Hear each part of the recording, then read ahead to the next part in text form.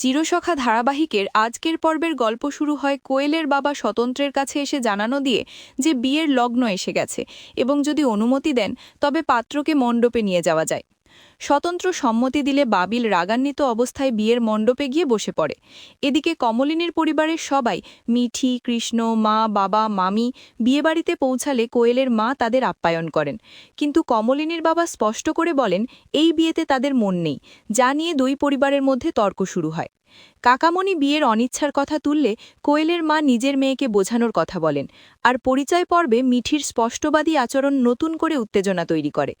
এর মধ্যেই বিয়ের লগ্ন পেরিয়ে যেতে থাকায় কোয়েলের বন্ধুরা তাকে খুঁজতে গিয়ে বুঝতে পারে কোয়েল কোথাও নেই, ফলে বিয়েবাড়িতে তীব্র বিশৃঙ্খলা সৃষ্টি হয়। অন্যদিকে দেখা যায় মিঠিল সুন্দর করে সেজে একঘরে বসে আছে, যেখানে করছি এসে তার সঙ্গে কথা বলে এবং বোঝা যায় কোয়েলের ইচ্ছেতেই মিঠিল বিয়েতে এসেছে। ঠিক তখনই খবর আসে কোয়েল নিখোঁজ, আর কিছুক্ষণ পর বন্ধুরা একটি চিঠি নিয়ে আসে যা মিঠিলের নামে লেখা।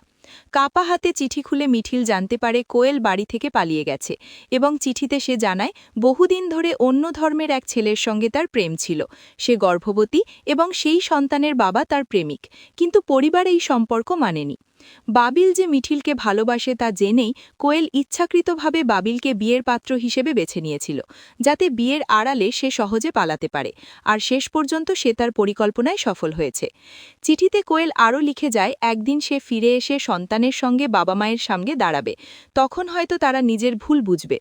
চিঠি পড়ে সবাই স্তব্ধ হয়ে গেলেও ধীরে ধীরে পরিস্থিতি বদলাতে থাকে। কোয়েলের মা বাবা মেনে নেন যে এখন বাবিল ও মিঠিলের বিয়েতে তাদের আর কোনো আপত্তি নেই। স্বতন্ত্র কমলিনীকে ফোন করে পুরো ঘটনা জানালে সেও আনন্দে ভরে ওঠে। শেষমেশ সেই বিয়ের মণ্ডপেই বাবিল ও মিঠিলের বিয়ে সম্পন্ন হয়। সিঁদুরদানে তাদের মুখে বহু প্রতীক্ষিত হাসি ফুটে ওঠে এবং সেই হাসিতে ভরে যায় পুরো বিয়েবাড়ি। তো বন্ধুরা, সত্যিকারের ভালোবাসা যে কোনো বাধা পেরিয়ে যায়।